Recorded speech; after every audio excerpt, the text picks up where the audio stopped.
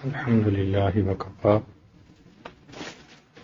وسلام على عباده الذين اصطفى أما بعد.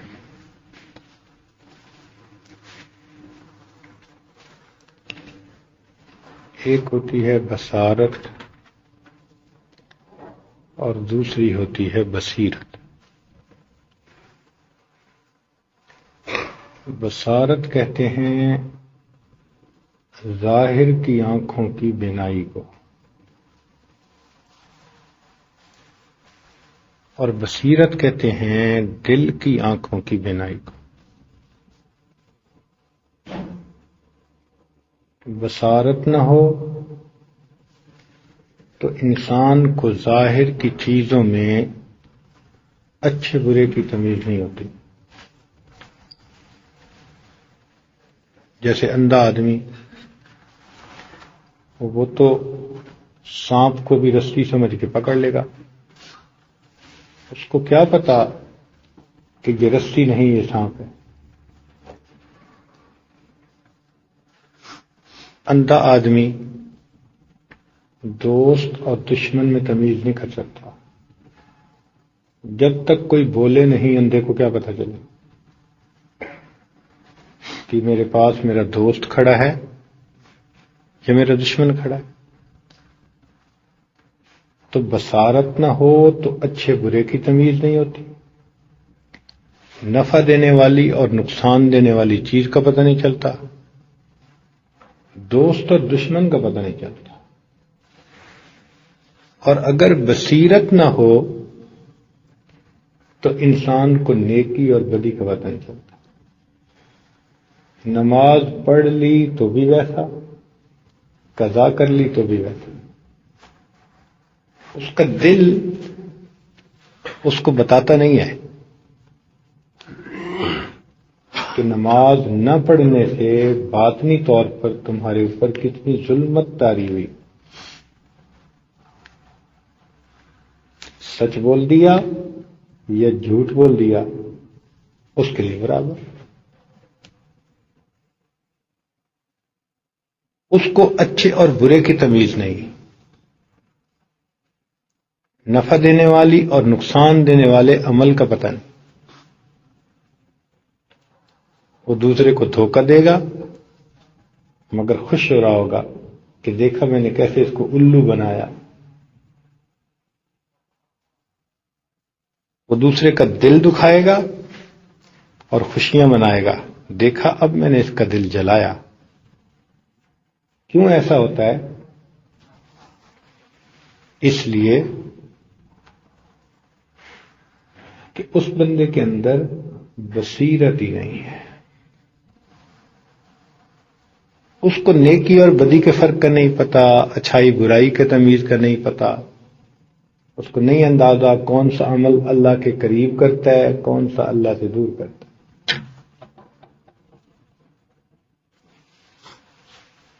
بصارت اللہ تعالی کی بڑی نعمت ہے اور بصیرت اس سے بھی بڑی نعمت ہے. ان آنکھوں کے نور کا اندھے سے پتہ کرو کہ کیا مقام رکھتا ہے. ایک طالب علم اندھا تھا، کہنے لگا حضرت دعا کریں. جوان العمر تھا تو میں نے خوش طبعی میں یہ سمجھا کہ یہ جوان العمر ہے، اندھا ہے، تو کہتا ہوگا کہ بھئی دعا کرو شادی ہو جائے. تو میں نے اس سے پوچھا کہ بچے کیا دعا کریں آپ کے لیے؟ تو مجھے نہیں اندازہ تھا مگر آگے اس کی آنکھوں سے آنسو آ گئے. مجھے کہنے لگا کہ حضرت میں کیا بتاؤں کون سی دعا کرو کہ جن کو میں امی اور ابو کہتا ہوں زندگی میری گزر رہی ہے، میں نے آج تک ان کے چہرے کو نہیں دیکھا. اس دن مجھے احساس ہوا کہ ظاہر کی آنکھوں کی جو بصارت ہے اس کی بھی کیا ویلیو ہے.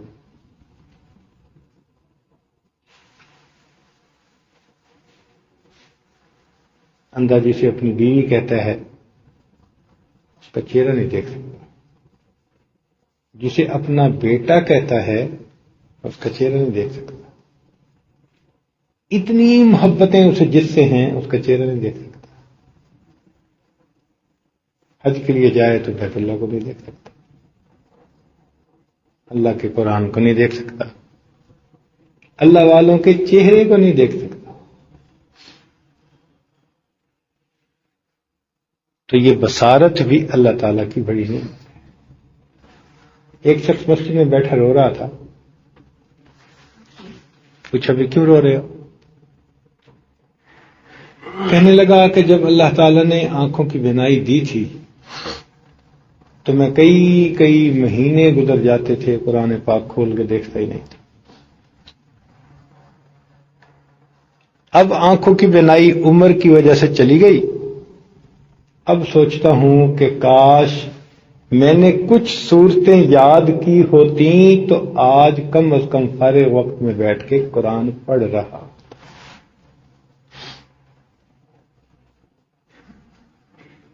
تو یہ آنکھوں کی بینائی بھی اللہ تعالیٰ کی بڑی نعمت ہے۔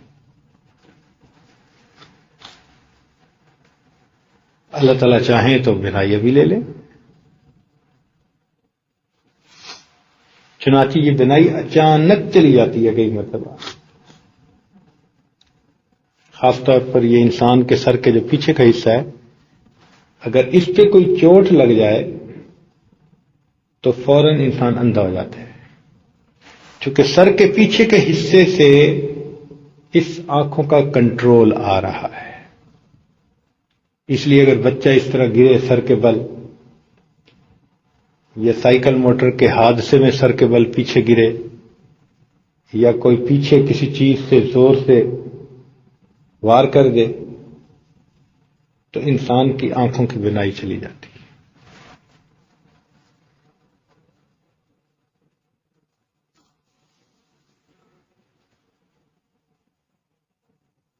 یا جیسے باکسنگ کرتے ہیں نوجوان، تو اگر کسی نے کسی کے ماتھے پہ یا سر میں اپنا مکہ مارا اور اس نے اس کو روکا اگلے نے، تو اس کی کھوپڑی تو رکی ہوئی ہے، اندر دماغ تو ہلنے جلنے والا ہے نا، تو دماغ پھر زور سے پیچھے جا کے لگتا ہے، تو پیچھے لگنے کی وجہ سے بینائی چلی جاتی ہے۔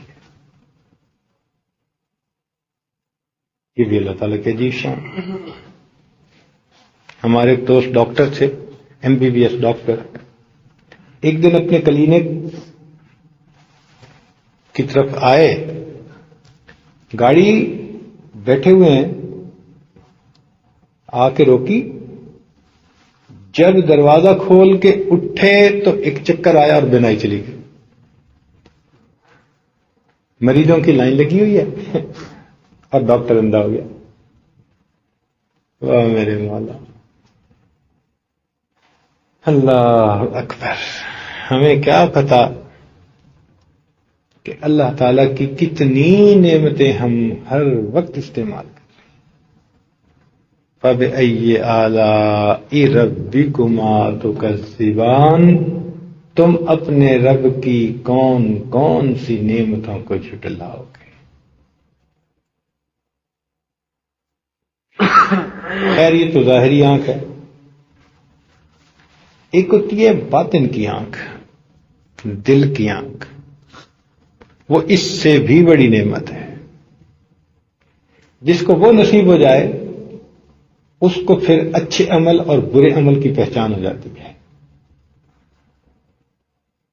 اس کی اگر تکبیر اولیٰ قضا ہو اس کا دل تڑپتا ہے، اس کی تہجد قضا ہو دل تڑپتا ہے، معمولات چھوٹ جائیں دل تڑپتا ہے۔ کیوں؟ باطن کی آنکھ کھلی ہے۔ اس کو بصیرت کہتے ہیں۔ تو اللہ تعالی کے نزدیک بھی اصلی اندھا پن وہ دل کا اندھا پن ہے۔ ارشاد فرمایا لہم قلوب یعقلون بہا او آذان یسمعون بہا فإنها لا تعمى الأبصار، اور بے شک آنکھیں اندھی نہیں ہوتی، ولیکن تعمى القلوب التي في الصدور، یہ تو سینوں کے اندر دل اندھے ہوتے ہیں۔ اسی کو کہا گیا دل بینا بکر خدا سے طلب، آنکھ کا نور دل کا نور نہیں۔ آنکھ کا نور اور چیز ہے، دل کا نور کوئی اور چیز ہے۔ یہ دل کا نور نصیب ہوتا ہے ان بندوں کو جو تقوی اختیار کرتے ہیں، جو اللہ تعالیٰ کو راضی کرتے ہیں، ان کو دل کا نور نصیب ہوتا ہے۔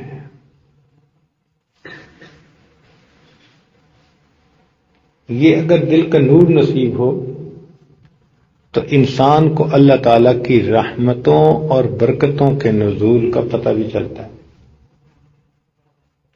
رمضان مبارک کا مہینہ ہے، اس میں ہر بندہ اپنی بصیرت کے مطابق برکتیں محسوس کرتا ہے۔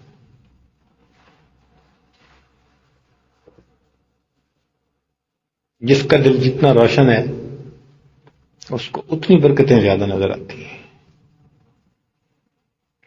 ان برکتوں کو سب سے زیادہ دیکھنے والی ذات اس ہستی، اس کائنات میں، وہ نبی علیہ الصلوۃ والسلام کی گزری ہے۔ اس لیے نبی علیہ الصلوۃ والسلام اس مہینے کا پہلے سے انتظار شروع کر دیتے تھے۔ ابھی رجب کا مہینہ ہے اور نبی علیہ السلام کو رمضان کی انتظار شروع ہو گئی۔ دعا کر رہے ہیں اللہم بارک لنا فی رجبنا، اللہ ہمارے رجب کے اندر برکت عطا فرما، شعبان میں بھی برکت عطا فرما، وبلغنا رمضان، اور ہمیں بخیریت رمضان تک پہنچا۔ اب بتائیے، ابھی 2 مہینے رہتے ہیں اور انتظار شروع،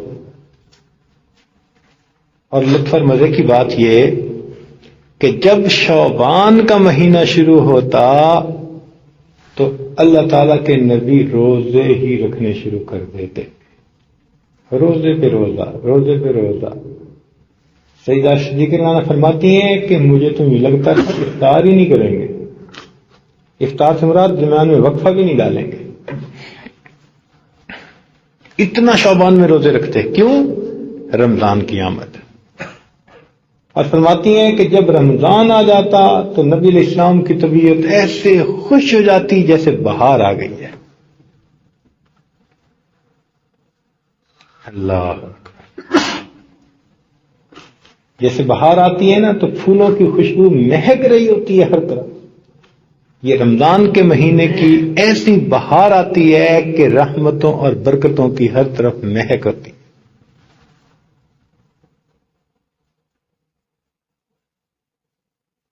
چنانچہ نبی علیہ السلام شعبان کے آخر میں صحابہ کرام کو نصیحتیں فرماتے، وعظ فرماتے، اور ان کو رمضان کے بارے میں برانگیختہ کرتے تھے۔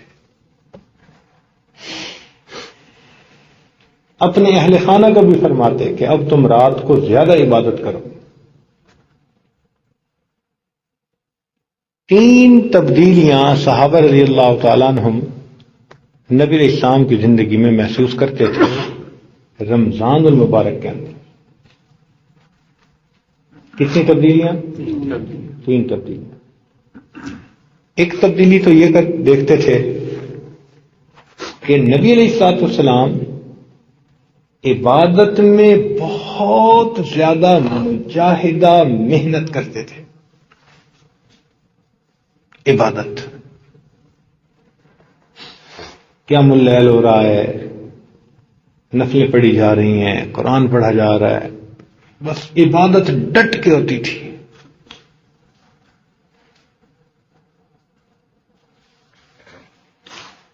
آج ہم سے ڈٹ کے تو عبادت نہیں ہوتی، کمزور ہے۔ جو قرآن پڑھے غیر حافظ ہو تو ایک پارہ بھی مشکل سے پڑھ پاتا ہے، کچھ ہوں گے جو 2 پڑھتے ہوں گے، کچھ ہوں گے جو 3 پڑھتے ہوں گے۔ مگر ایسے بھی حضرات اس وقت ہماری اپنی جماعت میں موجود ہیں جو رمضان مبارک میں روزانہ ایک قرآن مجید مکمل پڑھتے ہیں۔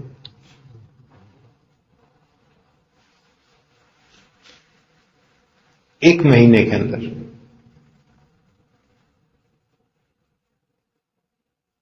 تو ڈٹ کے عبادت کرتے تھے۔ اب بھائی جتنے دن رہ گئے چلو ہم اتنے دن عبادت کر لیں،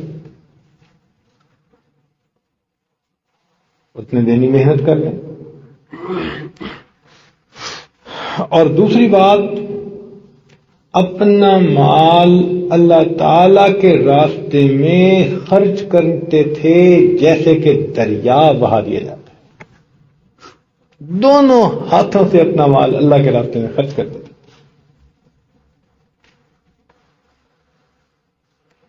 اور تیسری بات کہ نبی علیہ الصلوۃ والسلام دعاؤں میں بہت زیادہ عاجزی فرماتے تھے، خوب عاجزی سے دعائیں مانگتے تھے۔ تو رمضان مبارک میں یہ 3 تبدیلیاں۔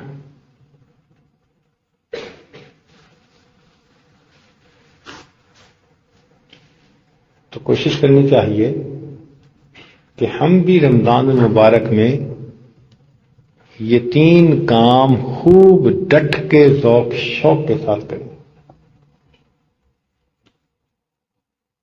حضرت شیخ الہند رحمۃ اللہ علیہ کا معمول تھا کہ ایک قرآن پاک کو تراویح میں پڑھتے اور پھر ایک شاگرد سے کہتے کہ بھائی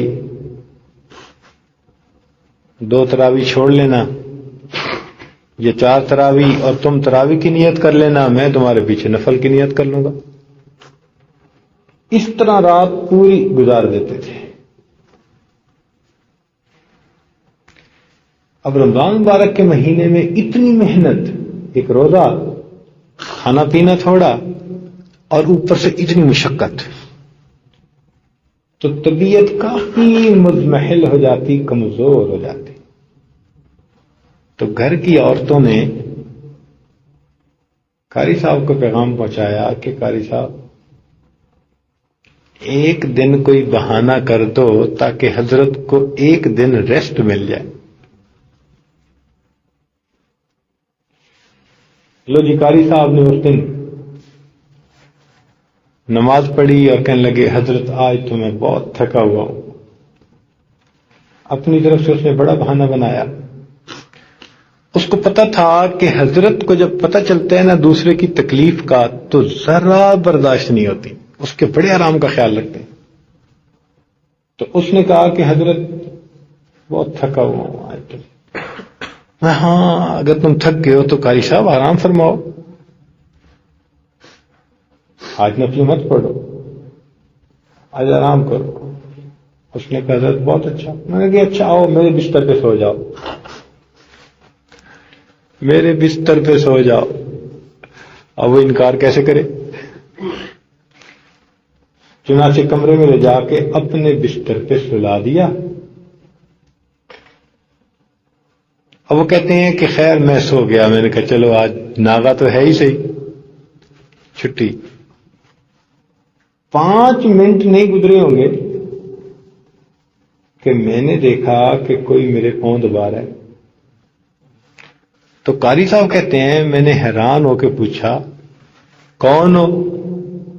میرا خیال تھا کہ حضرت نے کسی طالب علم کو اشارہ کر دیا ہوگا، ابھی قاری صاحب تھکے ہوئے ہیں تو خدمت کر دیں۔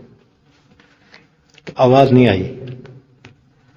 میں نے دوبارہ ذرا سختی سے پوچھا اور آنکھ کھول کے جو دیکھا تو کیا دیکھتا ہوں کہ حضرت خود میرے پاؤں دبا رہے ہیں۔ میں اٹھ کے بیٹھ کے حضرت یہ کیا کر رہے ہیں؟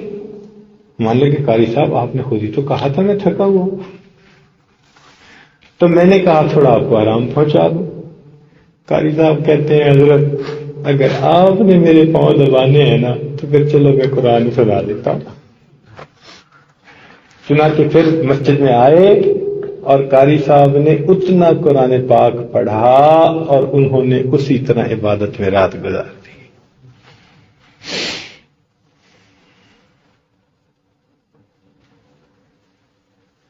حضرت کے گھر میں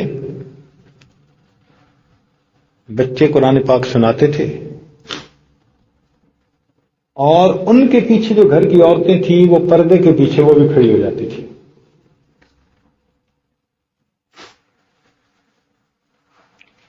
حضرت کا اپنا بیٹا گھر میں سنایا کرتا تھا۔ ایک دن بیٹے کو بخار ہو گیا تو حضرت صاحب نے قاری صاحب کو بھیج دیا کہ قاری صاحب آپ جائیں اور آپ وہاں جا کے تراویح پڑھائیں۔ قاری صاحب گئے، انہوں نے ٹھاٹ سے ایک پارا پڑھا اور پارا پڑھ کے واپس آ گئے۔ حضرت جب شہری کے لیے گھر گئے تو جناب عورتیں بڑی خفا، موڈ بنا ہوا، کیا ہے بھائی مسئلہ؟ تو کہنے لگی آج آپ نے کس کو بھیج دیا؟ اس نے ہماری تراویح خراب کر دی۔ حضرت نے کہا کیوں، خیر تو ہے؟ کہنے لگا پتہ نہیں اس کو کیا جلدی پڑی ہوئی تھی، بس ایک پارا پڑھا اور بھاگ ہی لیا۔ ایک پارا پڑھا اور بھاگ ہی لیا تو پتہ چلا کہ یہ عورتیں رمضان المبارک کی تراویح میں 3 قرآن پاک سنا کرتی تھی، گھر کی عورتیں۔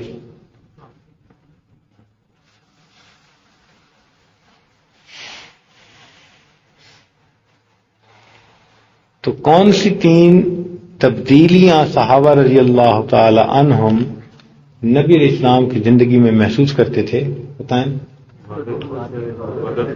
عبادت میں کثرت، دوسرا اللہ تعالیٰ کے راستے میں مال خوب خرچ کرتے تھے، اور تیسرا دعاؤں میں بہت زیادہ عاجزی فرماتے تھے۔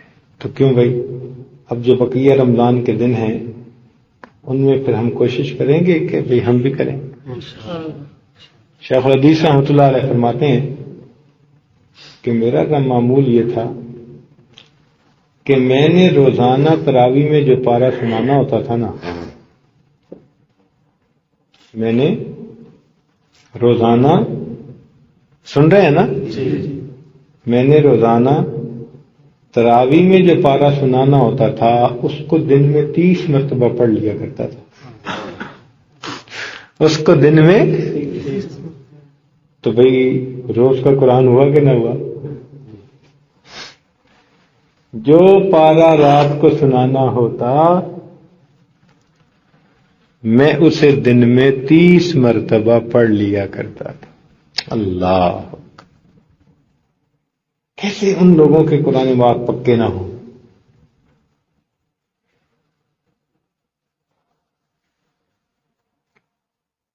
کہنے لگے ایک دفعہ میں اپنی دادی کو ملنے چلا گیا تو خیال تھا کہ جاؤں گا مل کے آؤں گا، تو جیسے ہی ملا تو دادی نے کہا ارے زکریا آ گئے تو ہمیں اپنا قرآن سنا جاؤ۔ ارے زکریا آ گئے تو ہمیں اپنا قرآن سنا جاؤ۔ کہنے لگے میں نے 2 رکعت کی نیت باندھی اور 2 رکعت میں قرآن پاک پڑھا اور دادی سے اجازت لے کے واپس آ گیا۔ دادی کتنی بوڑھی ہوگی، اس نے 2 رکعت میں پورا قرآن پاک سن لیا۔ یہ عورتیں تھیں، اور ہم مردوں کا حال دیکھو۔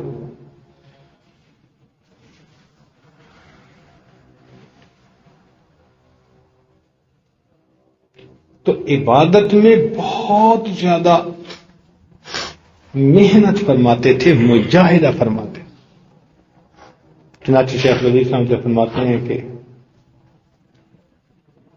میں بیٹھا قرآن پاک پڑھ رہا تھا، سالگرہ جس نے 30 مرتبہ دن میں ایک پارہ پڑھنا ہے اس کو باتوں کی تو فرصت نہیں نہ ملے گی۔ تو وہ بیٹھے پڑھ رہے تھے۔ کہتے ہیں میرے ایک دوست آیا تو اس نے مجھے دیکھا کہ قرآن پاک پڑھ رہا ہے تو چلا گیا، بھائی پڑھ لے گا تو آ جاؤں گا۔ اگلی نماز پڑھ کے پھر آیا، پھر میں پڑھ رہا تھا۔ چلا گیا، اچھا پھر آؤں گا.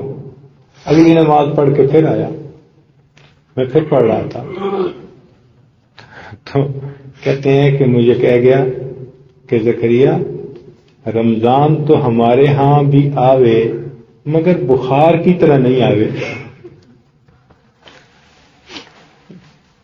رمضان تو ہمارے ہاں بھی آوے مگر بخار کی طرح نہیں آوے. کیسے اللہ والے لوگ تھے جن کو بخار چڑھ جاتا تھا رمضان میں، کہتے تھے کما لو جو کمانا ہے اس رمضان میں. بھئی اللہ تعالیٰ کی رحمت دیکھو کہ وہ مہینہ اللہ تعالیٰ نے ہمیں عطا فرمایا. اس میں اللہ والوں کے تو مزے ہوتے ہیں نا، جن کو باطنی نعمتیں ملتی ہیں. ہر لمحے ان کی پرواز اتنی تیز ہو رہی ہوتی ہے. ہمارے حضرت فرمایا کرتے تھے میں شہباز میری پرواز. حضرت کی پرواز ہماری ایسے تھی. ہم تو پست پرواز ہیں، وہ بلند پرواز تھے. ایک ہی میدان ہوتا ہے.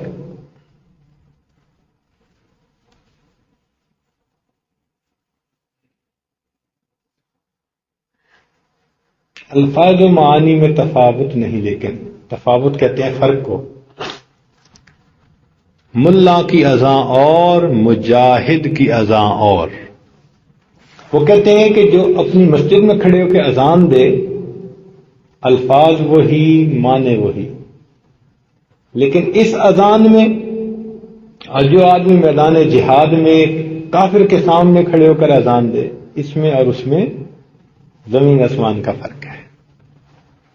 الفاظ و معانی میں تفاوت نہیں، لیکن ملا کی اذان اور مجاہد کی اذان اور. پرواز ہے دونوں کی اسی ایک فضا میں، کرگس کا جہاں اور ہے شاہی کا جہاں. گدھ جو ہے نا وہ بہت پست پرواز ہوتی ہے، نیچے نیچے اڑتی ہے، بہت ہی نیچے. اور شاہی تو بلند پرواز ہوتا ہے. تو ہمارے اکابر وہ بلند پرواز تھے، بہت اونچی پرواز تھی ان کی.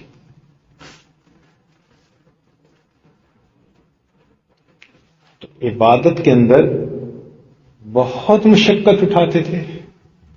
مال کو اللہ تعالیٰ کے راستے میں بہت زیادہ خرچ کرتے تھے. اور تیسری بات کہ دعاؤں کے اندر بہت زیادہ عاجزی فرمایا کرتے تھے. اللہ تعالیٰ بھی ہمیں ان تینوں اعمال کے کرنے کی توفیق عطا فرمائے. 3 باتوں سے 3 باتیں مجھے اور یاد آ گئیں. وہ رمضان سے متعلق تو نہیں، وہ شیطان سے متعلق ہے.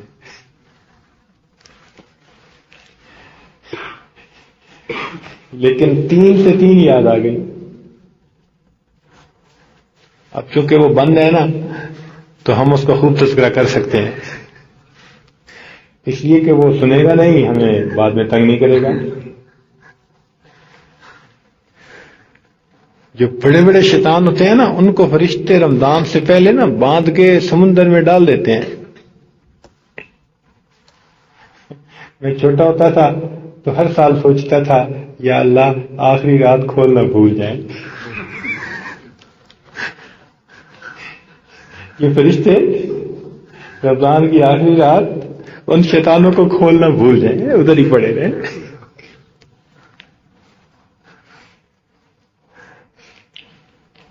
خیر، کہتے ہیں کہ حضرت موسیٰ علیہ السلام کو شیطان نظر آیا تو انہوں نے پوچھا کہ تو اکثر کن موقعوں پر انسان کو بہکاتا ہے؟ اکثر. اس نے کہا 3 موقعوں. 3 موقعوں پہ بہکاتا ہوں. پوچھا کون سا؟ کہنے کا پہلا موقع جب بھی غیر محرم عورت اور غیر محرم مرد تنہائی میں ہو تو ان کو بہکانے کے لیے میں اپنے چیلوں کو نہیں بھیجتا، میں خود جاتا ہوں۔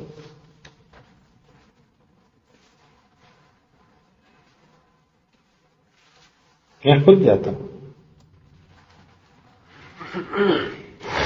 آج کے دور میں یہ جو ٹیلی فون آپ پڑے ہیں نا، سیل، اس میں گو غیر عورت اور مرد تنہائی میں تو نہیں ہوتے، لیکن کیفیت وہی ہوتی ہے۔ اگر ادھر مرد لوگوں سے الگ ہے، ادھر عورت کمرے میں الگ ہے، تو فاصلے کے باوجود دونوں تنہائی کی کیفیت میں ہیں۔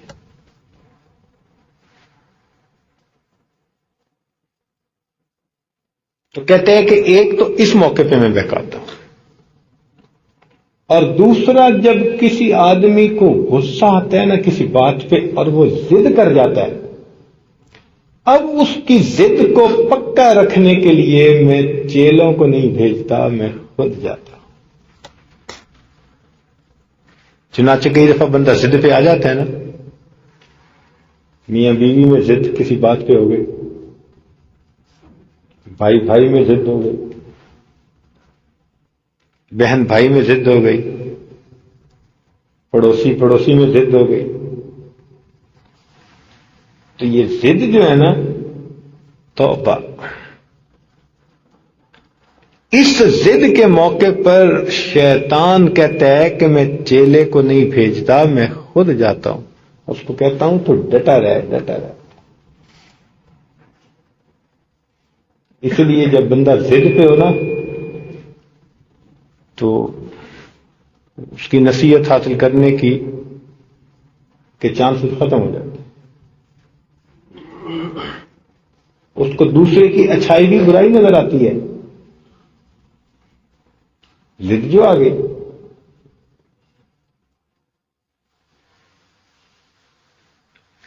اس لیے میاں بیوی آپس میں جھگڑ پڑے نا تو مرد کہے کہ دیکھو میں نے تمہیں کتنا اچھے طریقے سے رکھا، تو آگے سے جواب دیتی ہے جو کیا اپنے بچوں کے لیے کیا، میرے لیے تو کچھ نہیں کیا، جو کیا اپنے بچوں کے لیے کیا، میرے لیے کچھ نہیں کیا۔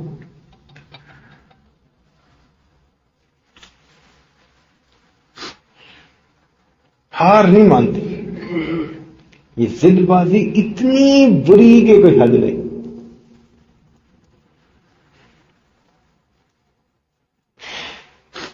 مشہور واقعہ ہے کہ ابو الحسن خرقانی رحمۃ اللہ علیہ کی جو بیوی تھی وہ ماشاء اللہ بہت غصے والی تھی، جلالی طبیعت کی تھی، یوں کہہ دیں۔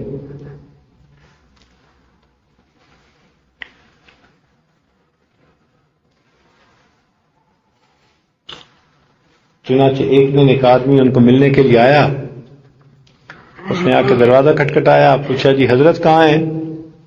میں نے کہا مجھے کیا پتا تمہارے حضرت کا۔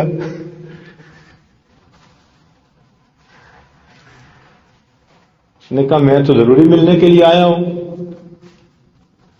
کہنے لگے ادھر جا کے دیکھو کہیں ویرانے کے اندر بیٹھے ہوں گے، ان کو کیا واسطہ گھر سے۔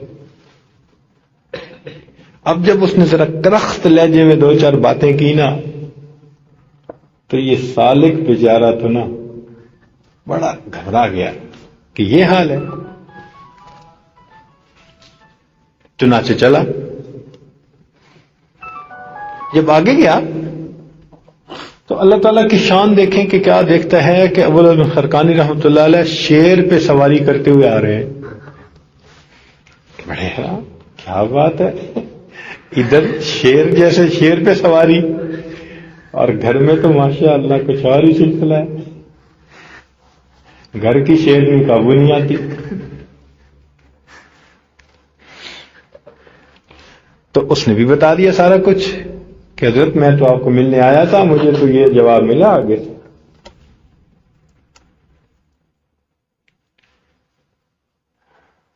تو کہتے ہیں کہ انہوں نے دعا مانگی کہ یا اللہ کوئی ایسا عمل مجھ سے ہو جائے کہ میری بیوی جو ہے کم از کم کچھ معتقد بن جائے. تو ایک کرامت ان سے صادر ہوئی اڑنے کی، ہوا میں اڑنے کی. چنانچہ وہ اڑتے ہوئے اپنے گھر کے اوپر سے گزرے. خیر کچھ دیر کے بعد جب گھر واپس آئے تو جناب بیوی تو تیار بیٹھی تھی استقبال کے لیے. بڑے بزرگ بنے پھرتے ہیں، بڑے ذکر اذکار کرتے ہیں. اس نے کہا کیوں؟ کہنے لگا بزرگ تو میں نے آج دیکھا ایسے اڑتے ہوئے جا رہے تھے. بزرگ تھا. ان کا اچھا وہ میں ہی تو تھا. کہنے لگی آپ تھے؟ اس نے کہا ہاں. کہنے میں بھی سوچ رہی تھی ٹیڑھے ٹیڑھے کیوں اڑ رہے ہیں.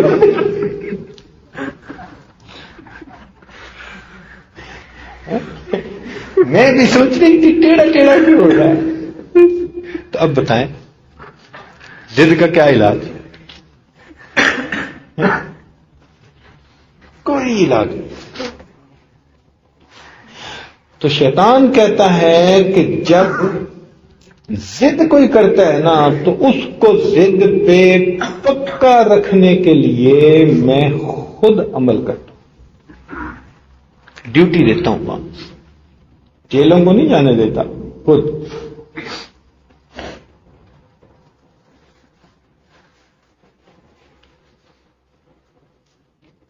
اور تیسری بات، جب کوئی بندہ وعدہ کرتا ہے نا تو اس وعدے کو توڑوانے کے لیے اور اس کی خلاف ورزی کروانے کے لیے میں خود اس بندے پہ کام کرتا ہوں. اس بندے کا وعدہ پورا نہ ہونے پائے. آپ اس لیے دیکھیں کہ وعدوں میں عام طور پہ رکاوٹیں آتی ہیں. شیطان رکاوٹیں پیدا کرتے ہیں. تو یہ 3 موقع ایسے ہیں کہ شیطان کہتا ہے کہ جن پہ میں خود بنفس سے خبیث وہاں پہنچ کر عمل کرتا ہوں.